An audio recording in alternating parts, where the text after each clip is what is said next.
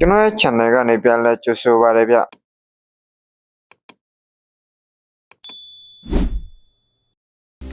အခုကျွန်တော်ဆော့ပြထားတဲ့ game လေးကတော့ကားပြန်တဲ့ game လေးပဲဖြစ်ပါတယ်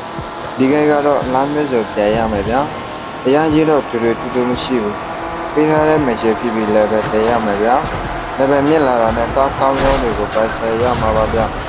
ဒီ game ကလည်းဆော့လို့ကောင်းတဲ့ game တွေမှာပါတယ်ဗျာ